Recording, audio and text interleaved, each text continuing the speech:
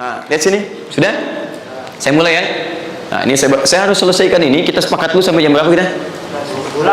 Oh enggak, kalau Anda mau sampai jam 12 silakan saja. Saya setengah 10 selesai lah. Karena ini pembuka ya, pembuka. Ke depan kita akan lebih kompleks karena saya pengen ini dicoba sampai sepekan. Nanti akan melahirkan perubahan. Karena ke depan kita akan bicara tentang riba, tentang macam-macam dia. Itu perlu lebih fokus lagi. Ini yang dasar untuk sepekan dulu. Siap ini ya? Yuk kita mulai. 1. Rizki lewat ikhtiar atau usaha. Saya boleh teman-teman sekalian buka ini ya? Ini udah? Udah. Ya. Udah. 1 yang lewat usaha itu ikhtiar. Ya, buka Quran surah 39, Quran surah 53 ayat 39. An-Najm ayat 39. Wa an laysa lil insani illa ma sa'a. Wa an laysa lil insani illa ma sa'a. Wa an laysa lil insani, bahkan setiap manusia itu, awas, illa ma sa'a, akan mendapatkan rizki, akan mendapatkan hasil dari apa yang telah ia usahakan dengan sungguh-sungguh. Jadi kalau Anda ingin mendapatkan apapun, mau dapat pahala, dapat rizki, dapat ini, dapat itu, maka semua bergantung yang pertama pada tingkat kesungguhan usaha Anda. Usaha yang serius, yang sungguh-sungguh disebut dengan sa'a, yas'a, sa'yan. Sa'a, yas'a, sa'yan.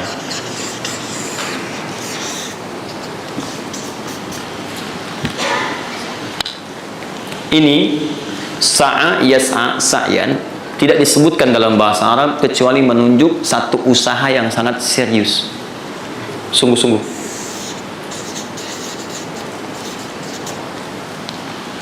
Rizki yang pertama ini sifatnya kata Al-Quran, langsung Allah yang menyampaikan. Kalau Anda mau mendapatkan rizki itu, baik yang sifatnya materi, uang, rumah, mobil, pakaian, makanan dan sebagainya, maka Anda mesti serius usaha. Usaha yang serius. Saya belum bicara bagaimana cara usahanya, tapi Quran ingin membangun komitmen dulu. Anda mau usaha nggak? Anda usaha, saya kasih kata Allah. Tapi kalau Anda nggak usaha, nggak akan turun rezeki. Ya, nggak ada rezeki turun dengan cuma diam aja, nggak ada. Anda mesti usaha. Saat saya berada di Mesir, ada 2 mahasiswa itu saling, mereka paham Quran. Mereka diskusi ingin membuktikan kebenaran Quran. Yang satu cara berpikirnya benar, yang satu keliru. Yang satu berkata, Allah kan sudah jamin rezeki kita akan diberikan, ya kan? Sampai kita wafat sempurna rezeki. Jadi nggak nyari pun pasti dikasih. Cara berpikirnya seperti itu. Ini yang dipakai oleh orang liberal sekarang. Nah, maksudnya logika semacam ini. Yang satu lagi berkata, memang Allah kasih, cuman kita mesti usaha. Dia sebutkan beberapa ayatnya. Yang satu bertahan dengan pendapatnya, dia ingin buktikan, saya masuk nanti ke masjid. Kalau di Timur Tengah itu suka ada zawiyah, tempat-tempat khusus untuk ibadah. Dia masuk ke dalamnya, sembunyi di belakang meja. Nah, di masjid itu suka ada muhsinin, para donatur, yang itikaf kasih makan, kasih makan. Hari pertama semua dikasih, dia tidak, karena ngumpet. Karena perjanjiannya nggak boleh ada usaha apapun. Hari kedua, dia masih ngumpet, nggak dikasih. Semua dikasih yang ada. Hari ketiga, sudah lapar sekali, sudah nggak tahan. Begitu udah dikasihkan, yang muhsinnya tanya, hal min akhar, ada lagi yang lain nggak? DKM jawab, karena nggak tahu, kan ngumpet. Nggak ada yang lain. Baik, kalau gitu saya kasih ke tempat lain. Karena beranjak mendengar suara itu, dia langsung kasih kode dengan bertahan. Kaget kan DKM. Begitu dibuka, ada orang ngumpet di belakang meja, sudah kelaparan. Akhirnya dia ada orang satu lagi di sini, langsung dikasih bagiannya sampai dengan 3 bungkus. Begitu dikasihkan itu, teman yang kedua tadi yang mengatakan mesti ada usaha, langsung mengejar pada teman yang bersembunyi. Dan dia katakan, kan saya bilang dari awal, rezeki itu mesti dicari, walaupun dengan sama. Saya juga sama, Ustadz pemateri misalnya kan, begitu kehausan nih, dia kan, misal panitia datang, macam-macam, misal. Enggak, itu contoh. Saya nggak biasa ceramah sambil minum. Ya.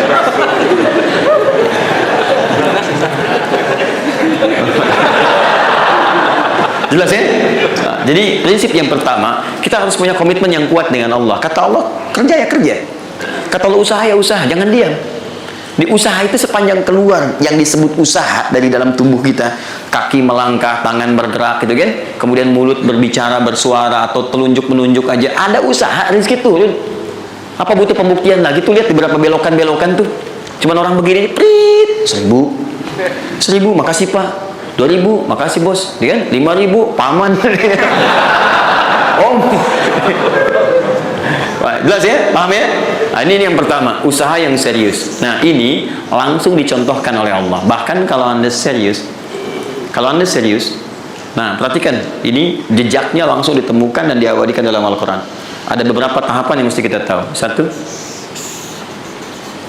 2, 3. Perhatikan cara keseriusan yang digambarkan dalam Al-Quran. Teman-teman, kalau saya sebutkan sa'ah dalam Al-Quran, mungkin agak banyak kita mencarinya, butuh energi. Tapi kalau saya ilustrasikan begini, antum insya Allah akan lebih cepat menemukan. Kalau kita haji atau umrah, kemudian ada ritual setelah tawaf, namanya apa? Sa'i. Apa itu sa'i? Tuh kan, belajar lari kecil. Kalau lari besar, maraton. Kan sudah saya tuliskan di atas. Sa'i itu kan dari sini tulisannya. Ya. Dari mana sa'i itu? Safa ke Marwah. Ya, buka Quran surah kedua ayat 158. Paling kiri di pertengahan. Innas safa wal marwata min sya'airillah. فمن حج البيت أو اعتمر فلا جناح عليه أن يطوف بهما من تطوع خيرا فإن الله شاكر عليم. Lihat sini, ibadah ini kenapa dinamakan dengan sa'i? Dan sementara orang sekarang agak kurang tepat menerjemahkan dengan lari-lari kecil. Itu dalam bahasa Arab lari kecil bukan sa'i. Dalam bahasa Arab lari-lari kecil itu bukan sa'i. Ingat baik-baik kalimat ini. Kenapa dinamakan dengan sa'i? Karena di tempat ini pernah ada satu sosok yang sangat bersungguh-sungguh untuk berusaha, sangat serius untuk mendapatkan rizki dari Allah Subhanahu wa Ta'ala. Sosok ini datang, diantarkan oleh suaminya. Kemudian ketika diantarkan, ternyata ini yang paling menarik. Ini yang saya berikan 3 panah ini. Diabadikan kisah ini di Quran surah ke-14 ayat ke-37. Pertama diantarkan.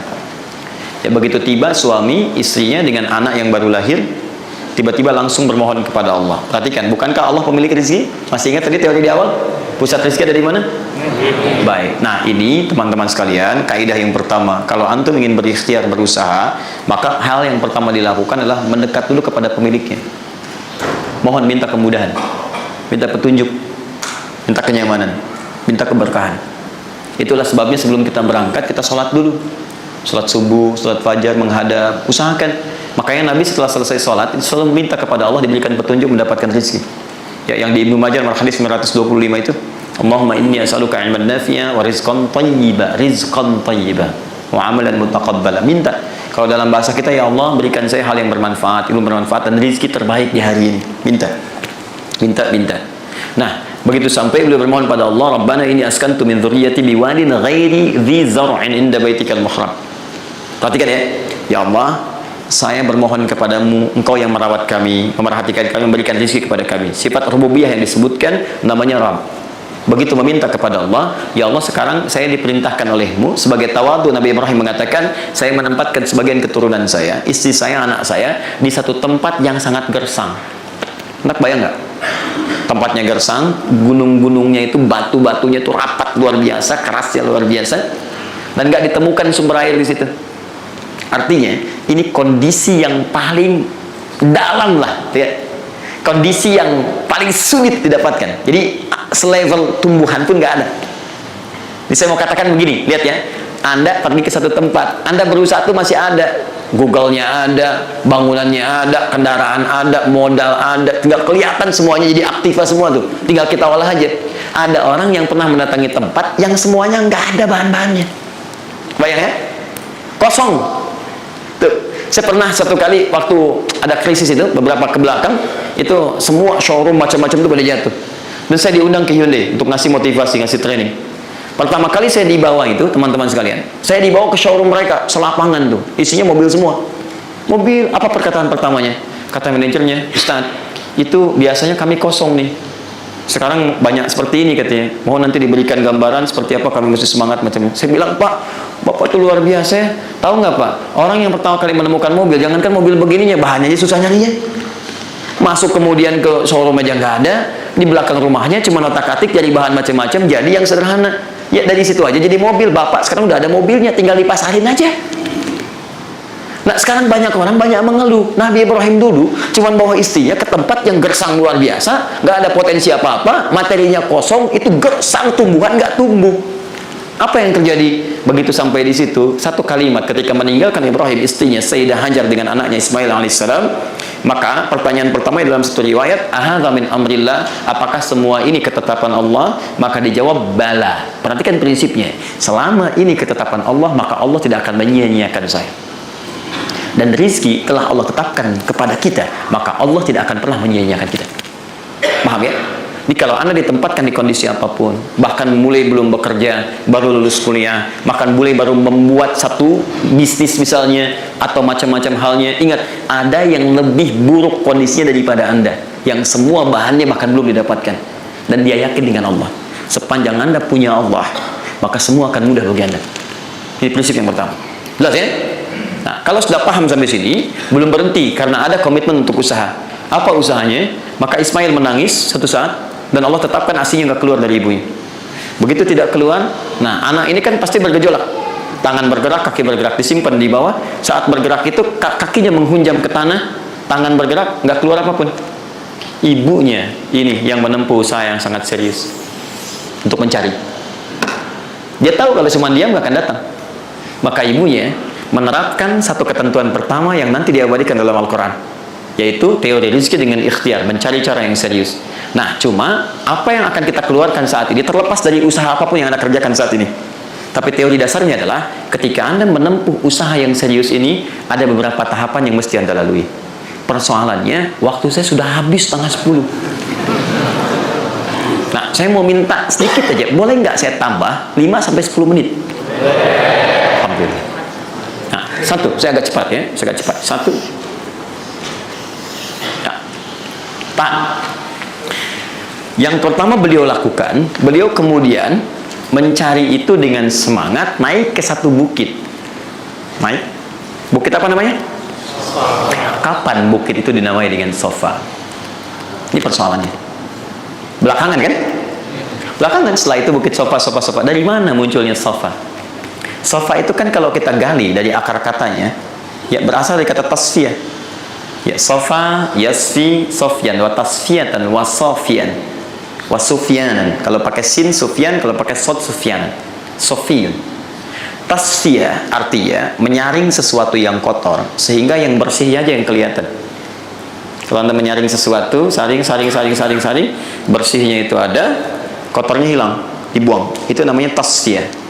Pakai ta, sod, fa, ya, ta. Ini hasilnya disebut dengan sofa. Orangnya disebut dengan Sofi atau Sufi, perempuannya disebut dengan Sofia. Jadi kalau ada yang namanya misalnya Sufi atau Sofia, ini orang yang mampu menyaring segala yang kotor dalam dirinya sehingga yang keluarnya yang baik-baik aja. Kalau bicara ada yang provokasi, mau ucapan yang kotor dia tahan, keluarnya yang baik. Mau melihat ada yang kotor dia palingkan, dia yang baik. Itu Sofia. Perempuannya, laki-lakinya Sofi, ya, atau Sufi. Baik. Nah, Sofa, kenapa disebut dengan Sofa bukitnya? Karena pada saat itu, walaupun tidak ada modal, situasinya sulit, beliau bisa menyaring keadaan dirinya, sehingga menghilangkan yang kotor-kotor dalam benaknya, dan yang ada cuma prasangka baik kepada Allah Subhanahu wa Ta'ala. Maksudnya, Pak, kalau Anda ingin memulai usaha, sehebat apapun, walaupun nggak ada modal, nggak ada apapun, hal pertama modal terbaik yang Anda mesti lakukan adalah berprasangka baiklah kepada Allah Subhanahu wa Ta'ala. Sofa. Positive thinking kepada Allah. Allah sudah janjikan kepada saya, maka saya akan memenuhi apa yang Allah perintahkan, dan akhirnya Allah memberikan apa yang dijanjikan. Betul ya? Kalau Anda memulai dengan perasaan yang baik, yang positif, nanti Allah akan angkat Anda berada di puncak seperti Sayyidah Hajar naik ke atas bukit itu. Betul ya? Dan perasaan Anda pun akan enak. Tapi kalau belum apa-apa Anda sudah negative thinking kepada Allah, maka mohon maaf, jangankan rizkinya, maka usaha Anda pun tidak akan maksimal, effortnya akan sangat kurang. Anda baru mau ke kantor, terus tiba-tiba melihat mendung, ya, terus orang udah mulai macet, Terus negatif muncul di situ, ya mendung, macet. Terus apakah dengan mengatakan ya mendung dan macet, kemudian macet itu akan terurai? Mendung itu akan sirna? Tidak. Sampai Anda bikin status pun nggak akan pernah kelar. Ceklik, hari ini Bekasi macet. Terus Anda ngapain? Jadi kalau Anda mau mengawali sesuatu, maka positive thinking kepada Allah. Bismillah. Allah yang bikin mendung, Allah yang bikin terang. Nggak ada bedanya. Bismillah. Saya diperintahkan, saya jalan. Tak bisa, kemudian saya coba cari alternatif. Macam Anda usaha. Paham ya? Nah, kemudian, bukankah seseorang berusaha itu ingin mendapatkan sesuatu? Puncak hal yang diinginkan, yang diharapkan itu bentuknya rizki. Tapi sifat ingin mendapatkan sesuatu, puncaknya disebut dengan marwah namanya. Sesuatu yang sangat diharap, diinginkan, marwah. Perhatikan baik-baik. Ya. Saya mau tanya begini, dari sofa ke marwah, berusaha dengan serius Sayyidah Hajar. Lihat sini, sofa itu kan di atas kan, terus turun kan, turun, tahan sini. Begitu ke sini, melihat ada peluang di sini, terlihat seperti ada oase, maka dipercepat jalannya. Makanya di sini sekarang ada tanda lampu hijau. Ya, begitu nyampe sini untuk laki-laki lari-lari kecil, perempuan jalan cepat. Ini karena ibadah yang disebut dengan sa'i sering diartikan dengan lari-lari kecil. Ini berlari ini teman-teman, jalan cepat ibu. Ini sesungguhnya awalnya ini melihat di sini seperti peluang ada oase di sini di marwah, banyak air. Maka dipercepat jalannya. Sampai di batas ini ragu lagi, betul nggak ya? Apa cuma fata morgana?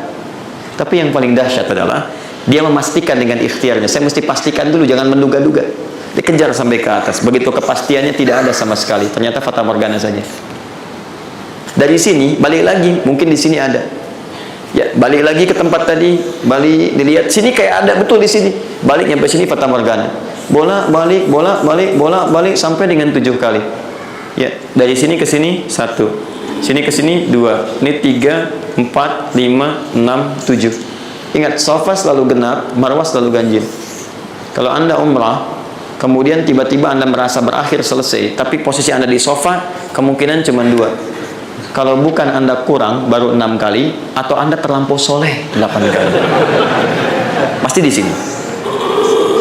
Nah, apa hikmahnya? Proses ini disebut dengan sa'i. Perhatikan baik-baik. Tahan, fokus. Ketika Anda berusaha teman-teman, maka mulai dengan berpositive thinking kepada Allah. Tapi ingat, usaha Anda tidak akan selamanya ada di atas. Mungkin suatu saat akan turun. Kan? Mungkin Anda ada di puncak. Mungkin suatu saat Anda turun. Mungkin kadang ada di puncak, kadang stabil aja. Tapi kalau Anda melihat peluang, cepat kejar selama peluang itu baik.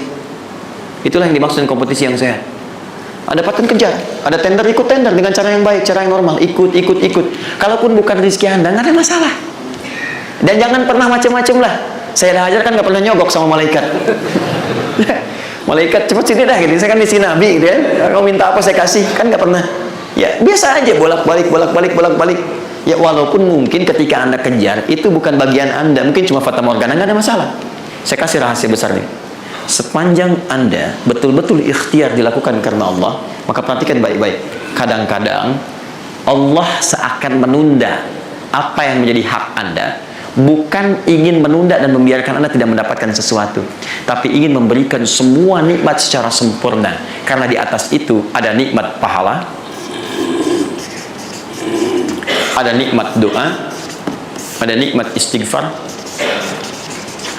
ada nikmat usaha, dan nikmat hasil yang tiada terputus. Tidak terputus. Lihat sini. Kalau antum sehari berusaha nggak dapat apa-apa, memang mohon maaf hasilnya belum dapat diraih, belum dilihat tuh. Tapi bukankah pada saat itu doa antum akan bertambah? Ya. Bukankah malamnya salatnya nambah? Tahajud. Ya.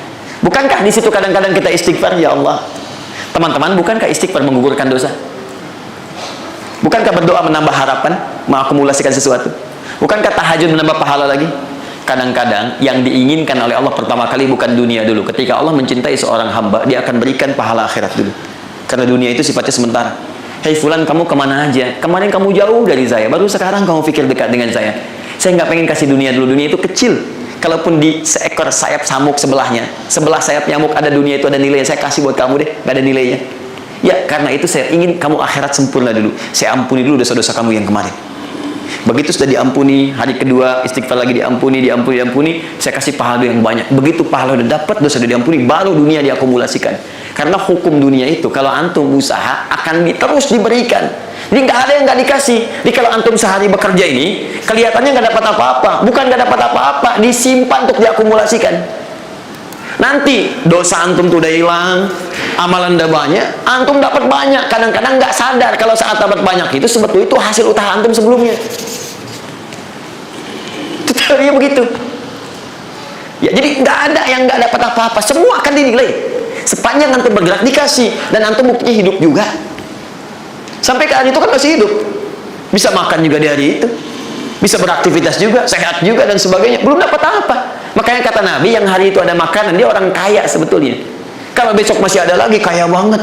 Antum sampai sebulan masih ada cadangan. Ini kenapa kita mesti berkeluh kesah? Dan belum tentu hidup juga sampai besok. Yang tuh mau ngumpulin apa?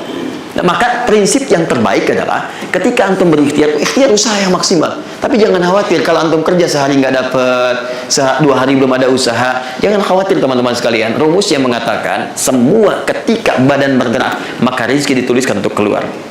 Tapi kadang-kadang ada yang Allah inginkan lebih besar dari apa yang Anda harapkan. Apa yang Allah harapkan ikutkan ke situ, maka Anda akan mendapatkan akumulasi bagiannya. Itu yang dilakukan oleh Sayyidah Hajar. Begitu beliau kemudian naik ke Marwah nggak dapat, naik ke Safa nggak dapat. Apa pernah tertuliskan dalam riwayat sedikit aja Sayyidah Hajar mengeluh? Tunjukkan kepada saya kitab mana yang pernah menunjukkan riwayat ketika bolak-balik itu kemudian Sayyidah Hajar berkata, ya Allah, saya kan istri Nabi, saya kesini memenuhi perintahmu ya Allah, ini udah capek kenapa belum turun juga? Pernah nggak? Kedua, ketiga, keempat, kelima, sampai ke yang ketujuh. Begitu sampai di Marwah baru kemudian diakumulasikanlah itu. Apa yang terjadi? Ibunya yang usaha bolak-balik, akhirnya keluar dari mana? Anaknya, kakinya kemudian menghentak lagi, tiba-tiba keluar air dari situ. Pertanyaan saya, ibu yang lebih tahu di belakang, kan kalau anak itu sedang haus, pasti tangan kakinya bergerak kan? Kenapa saat pertama disimpan bergerak, airnya keluar? Sudah 7 kali bolak-balik, baru air keluar. Silakan lihat riwayatnya. Pada hentakan itu, ketika 7 kali ibunya bolak-balik, malaikat mengepakkan sayapnya. Itu yang menghantam air dan keluar air. Malaikat yang ditugaskan Allah memberikan rezeki namanya Mikail. Itu ada di Quran surah kedua ayat ke-98. Ya, man kana aduwwan lillahi wa malaikati wa rusuli wa jibril wa mikail. Mikail. Di antara tugas Mikail oleh Allah ditugaskan untuk memberikan rezeki. Yang paling menarik, perhatikan baik-baik. Begitu airnya keluar, ibunya sedang di Marwah, sedang berdoa nih. Makanya kalau sa'i di sofa ngadep ke kiblat berdoa dulu, ke Marwah ngadep ke kiblat berdoa dulu. Begitu sedang berdoa nyampe ke Marwah yang ketujuh, anaknya lebih kencang menangisnya. Ibunya mendengar suara nggak biasa, dikejar ke sini. Begitu kejar ada air. Apa kata ibunya? Lihat kalimatnya. Zam, zam, zam, zam. Ibunya tidak mengatakan ijma, tapi zam, zam, zam, zam. Zam itu artinya kumpul jangan berhenti, kumpul jangan berhenti, kumpul jangan berhenti. Sampai sekarang air itu tidak pernah berhenti. Perhatikan bagaimana akumulasi pekerjaan seorang ibu yang sangat serius menghasilkan rezeki bukan hanya untuk dirinya, untuk anaknya, cucunya, cicitnya, dan berganti generasi sampai kita sekarang. Kita aja ke zaman Nabi Muhammad, itu teman-teman sudah lewat 15 abad. Nabi Muhammad ke Nabi Ismail 29 generasi. Satu generasi bisa ribuan tahun. Nabi Muhammad ke Nabi Musa aja 2000 tahun, ke Nabi Isa 600 tahun. Sekarang ke Nabi Ismail 29 generasi. Muhammad bin Abdullah bin Abdul Muttalib bin Hashim bin Abdul Manaf bin Qusay bin Murrah bin Kilab bin Ka'ab bin Ghalib bin Fihir bin Malik bin Nadar bin Kinana bin Khuzaimah bin Mudrikah bin Ilyas alaihissalam bin Nizar bin Mudar bin Ma'ad bin Adnan bin Adi bin Adli ya bin Muqawwam bin Nahur bin Tari bin Ya'rub bin Yasub bin Nabit bin Ismail alaihissalam. 29 generasi. Yang bisa mengulang 29 ini saya bebaskan paspornya untuk menghafal Quran di pekan depan. Silakan. Boleh, silakan. Tapi kalau salah satu tambah 1 ayat. Jelas? Terakumulasi. Maka boleh jadi kita berusaha bekerja sehari belum dapat, 2 hari dagang belum dapat, tenang. Begitu antum 3 hari tiba-tiba dagangan diborong habis. Itu sebetulnya usaha antum yang sebelumnya, tapi antum dapat bonus ampunan dosa, pahala, macam-macam. Maka jangan mengeluh. Dan jangan pernah antum sekali-kali, awas ya, awas, mengeluarkan kata-kata yang seakan-akan Allah menghentikan rezeki antum. Maka disitulah kesulitan paling sulit akan antum awali. Ya Allah, apa engkau nggak sayang dengan saya? Saya perlu usaha apa lagi? Kenapa belum diberikan juga? Dan sebagainya. Itu kadang-kadang membuat seseorang kalau sudah kehilangan arah seperti itu sampai meninggalkan agamanya, itu yang paling fatal. Paham ya? Keluarkan. Tidak usah mikir, nggak usah macam-macam. Dah, 2,5% keluarkan. Itu 2,5% itu paling minimal. Kalau mau 5% keluarkan. Ingat rumusnya, kenapa disebut zakat? Di antara makna zakat itu